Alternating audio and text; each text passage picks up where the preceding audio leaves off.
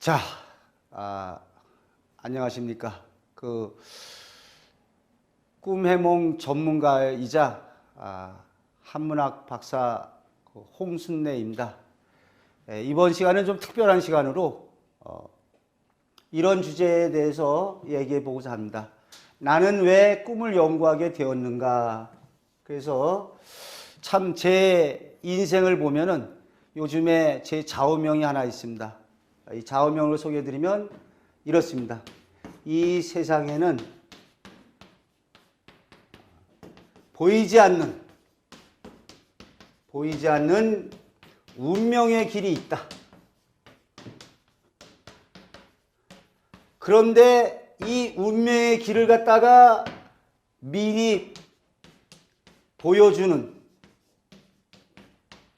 세계가 바로 꿈의 세계이다. 이렇게 볼 수 있습니다. 이 미리 보여주는 세계가 바로 꿈의 세계다. 그래서 저는 이제 어렸을 적에 삼형제 중에 장남입니다. 어렸을 적에 어머님이 이렇게 어느 날 이렇게 꿈을 꾸시고서는 삼형제를 집합을 시킵니다. 야, 그러면서 어머니 하시는 말씀이 너희들 조심해라. 그래서 제가 묻죠. 왜요? 꿈을 안 좋은 꿈을 꿨어. 그런데 어머님이 그렇게 얘기하시고 나면은 한 며칠 있다가 큰 사고가 터집니다. 그래서 한 번은 동생이 뽑기라고 해서 설탕물을 녹여서 이렇게 겁선 만들고 하는 걸 보다가 다른 놈이 밀쳐가지고 그 펄펄 끓는 설탕물이 왼쪽 팔뚝을 갖다가 이렇게 다 뒤집어 쓰는 일로 일어났습니다. 참 어떻게 보면은 끓는 물도 아니고 설탕물이 덮었었으니까 오죽 뜨겁고 오직 참 아팠겠습니까? 어찌 보면은 아주 대형 사고죠. 또 한 번 어머님이 집합을 시킵니다. 왜요? 그러니까 꿈이 안 좋아. 그랬더니 아버님이 이렇게 사다리에서 일하시는데 접었다 폈다 하는 사다리죠. 나하고 동생이 붙잡고 있다가 꼭 안 붙잡고 이렇게 장난치는 바람에 이 사다리가 이렇게 짜붕이 된 거죠. 이렇게 무너지면서 아버님이 이 발에 끼어서 허공에서 그냥 떨어지면서 팔목이 부러지는 그런 사고가 났죠. 근데 어머님은 그때마다 꿈으로 예지하셨던 거예요. 안 좋은 꿈이 일어날 거라는 걸. 어린 나이에 제가 꿈에는 뭐가 있다. 어머니는 어떻게 꿈으로 이런 걸 갖다가 맞추시나 이런 생각을 했습니다.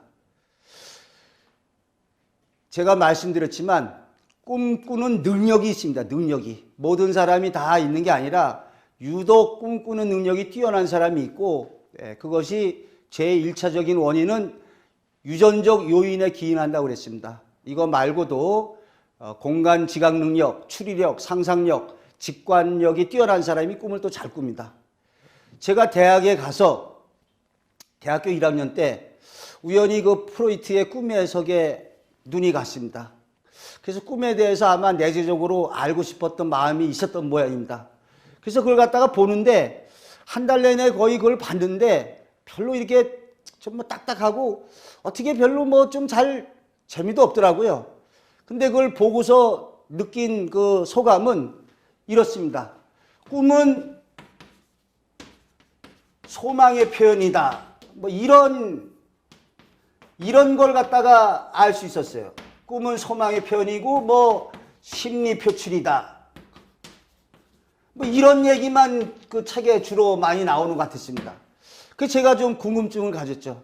아니, 꿈이라는 게 우리 어머니는 일어날 사고를 딱딱 예지하고 그랬는데 꿈하면은 예지라고 이렇게 알고 있는데 프로이트는 어떻게 된 게 소망 표현이고 뭐고 이런 얘기만 나오더라. 좀 이상한 걸 느꼈습니다. 그런데 제가 사범대 국어교육과를 즉 국문학을 하게 됐는데 국문학에 보면은 고전소설의 태몽의 시작이 고전소설의 시작이 태몽으로부터 시작이 됩니다. 그래서 여러분 잘 아실지 모르지만 홍일동이 왜 서자로 태어나게 됐느냐.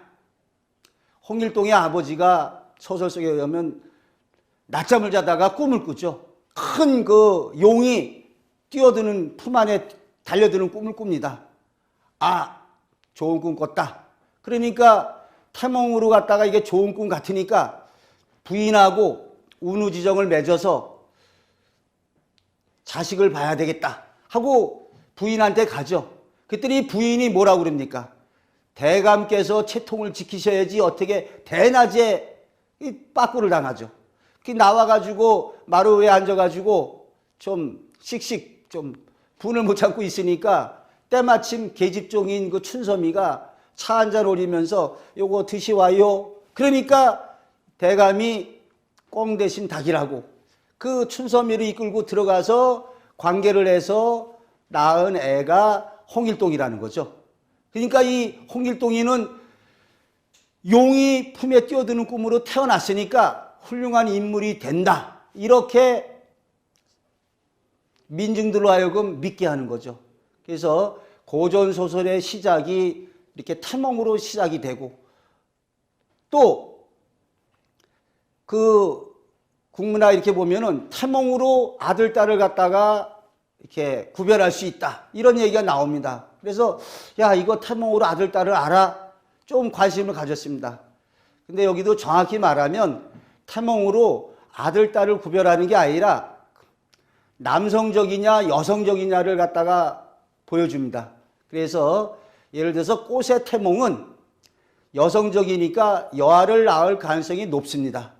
그러나 반드시 여아는 아니고 남아를 낳지만은 꽃처럼 얼굴이 미남자거나 좀 섬세하고 여린 성품일 수가 있습니다. 태몽표상에 봐서 앙증맞고 귀여운 뱀은 여아를 낳을 가능성이 많죠. 그런데 남자애가 나왔다면은 뭐 덩치가 작든지 여성적인 성품이 될 수 있습니다. 마찬가지로 거대한 독수리 태몽이었다. 그러면 아들을 낳을 가능성이 많죠. 그러나 딸이 날 수도 있습니다. 왜? 독수리도 암수가 있지 않습니까?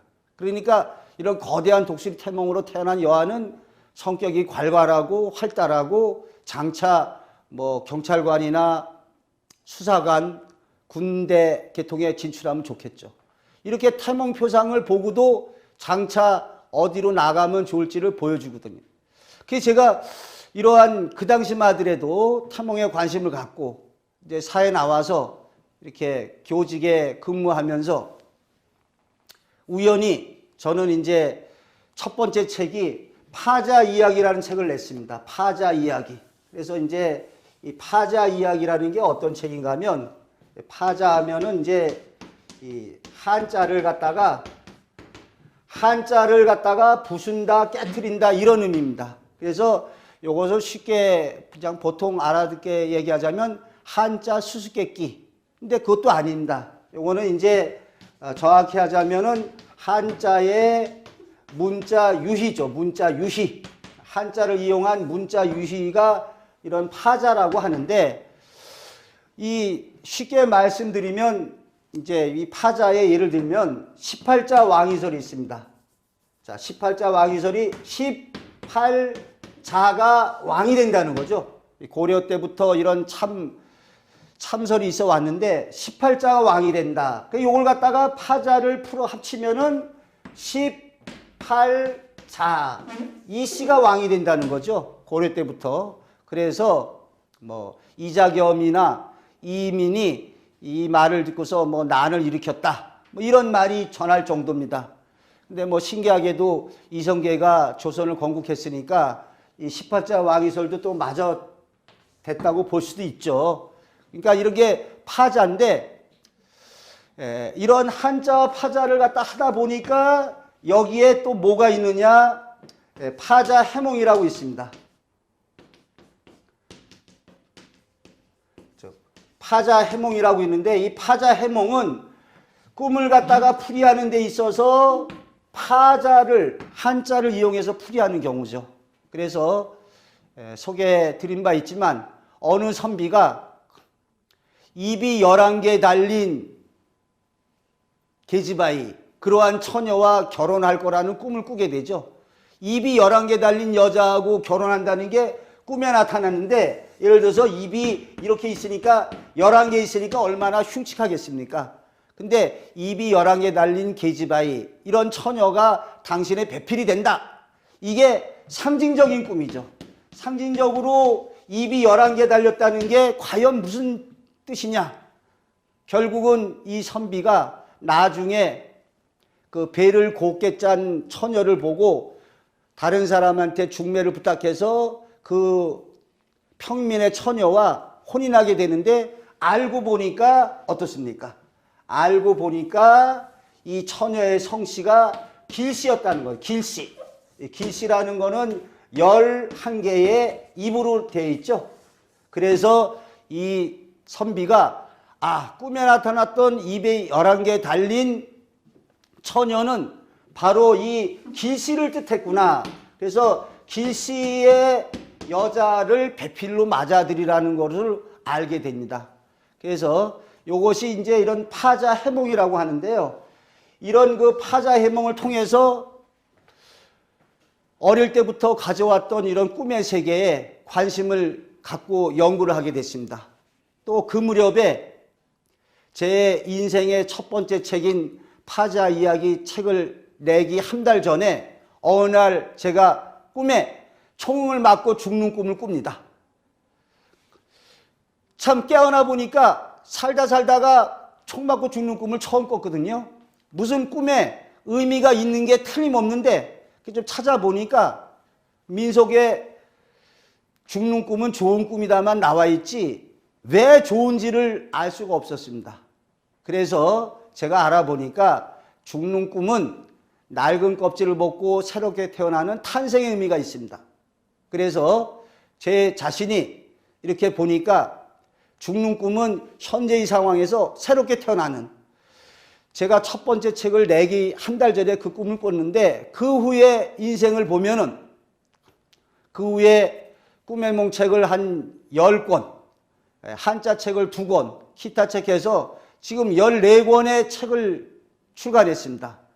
아울러 하던 공부 계속해서 단국대에서 한문학 박사학위를 받았어요.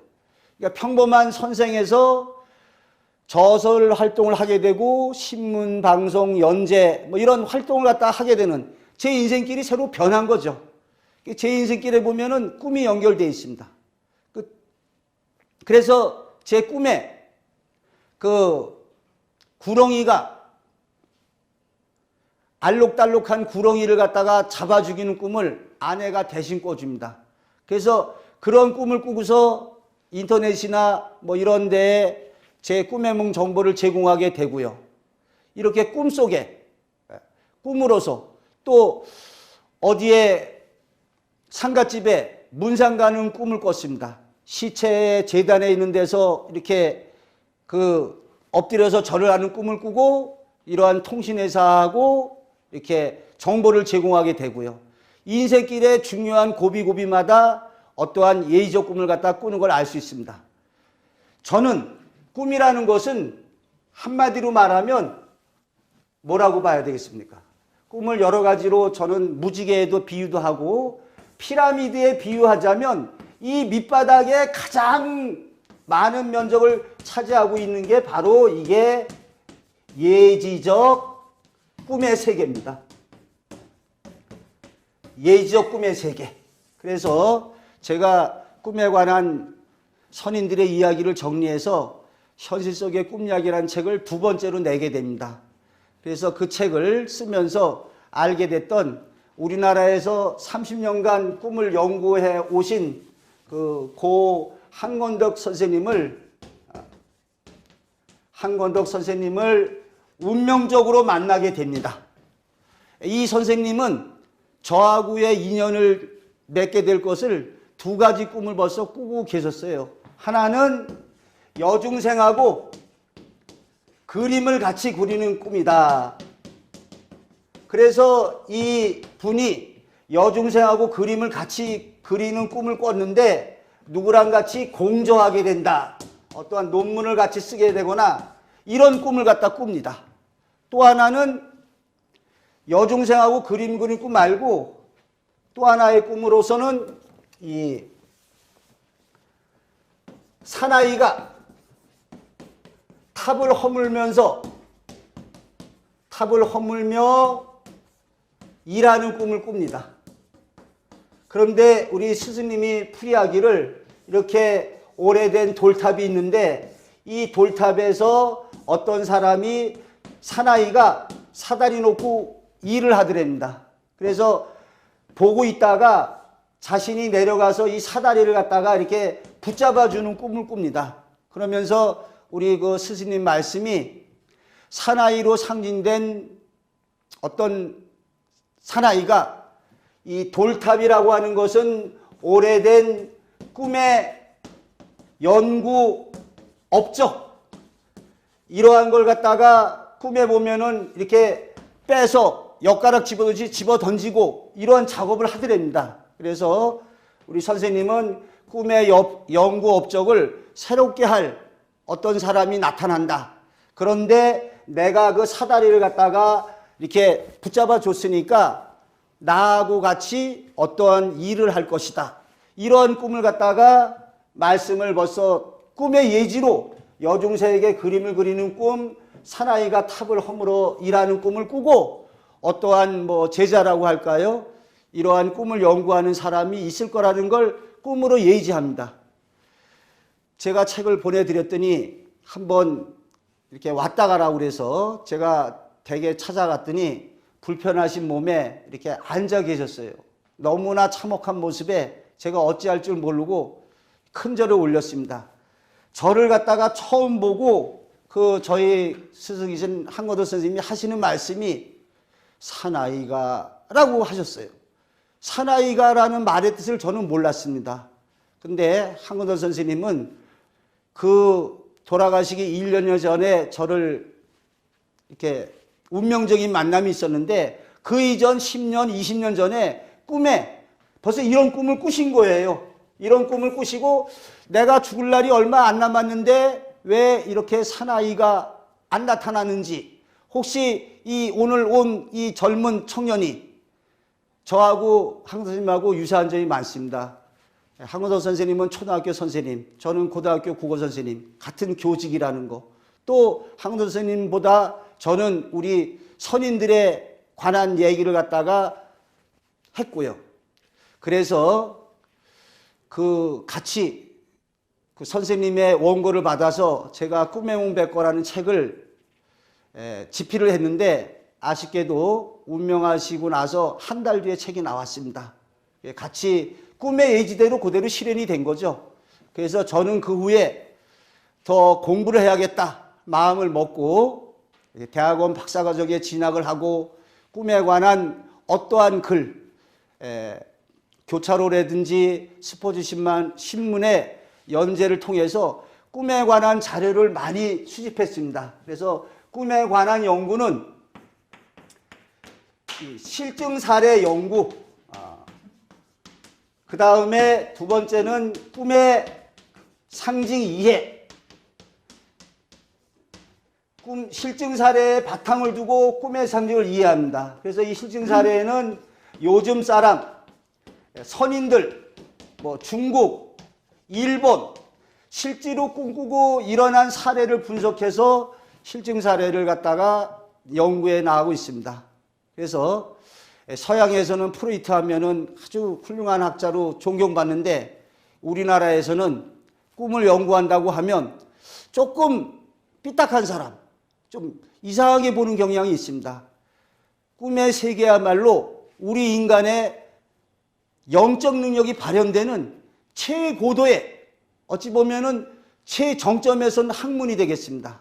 그런데 아직까지 사람들이 관심을 가지고 있지 않는데 제가 그동안에 이렇게 연구의 결정판인 홍순애 박사 꿈의 몽, 이러한 1800페이지의 책을 작년에 저술했습니다.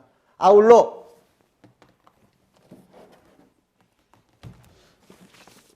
로또 복권 당첨 꿈의 몽이라고 그래서 복권에 당첨된 사람들의 사례를 18가지로 분석해서 책을 내기도 했습니다.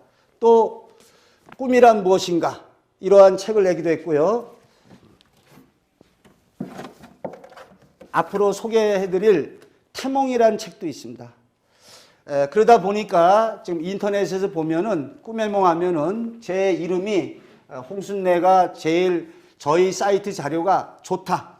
아울러서 지금 인터넷뿐만이 아니라 그 스마트폰에서도 제 이름을 치면은 쉽게 지하철이나 어디서든지 자료를 검색해 볼 수 있습니다. 또 작년 12월에 일본 잡지에 이렇게 그 한국을 갖다가 대표하는 꿈의 몽가로 이렇게 소개가 돼서 일본 잡지에도 우리 한국의 꿈의 몽을 알리고 있습니다. 얘기를 나눠보니까 일본에는 이런 게 없답니다. 태몽이라는 아예 개념조차 잘 제대로 되어 있지 않습니다. 이렇게 본다면 일본보다도 우리나라의 꿈 연구가, 우리나라의 예지적인 꿈의 세계에 관한 연구는 어찌 보면은 전 세계에서 제일 간다고 볼 수 있습니다. 서양에서는 주로 심리적인 걸 많이 보는데 태몽이라든지 로또 복권 당첨해서 보면 알 수 있듯이 꿈에는 예의적 세계가 존재하는 걸 알 수 있습니다. 그래서 저는 앞으로 남은 여생을 제 몽생몽사의 별명처럼 꿈에 살고 꿈에 죽는다. 이런 꿈의 실증적인 사례의 바탕을 둔 예지적인 꿈의 세계에 제 일생을 바칠 것을 약속드립니다. 앞으로 많은 관심과 애정으로 지켜주시기 바라겠습니다. 이상 마치겠습니다.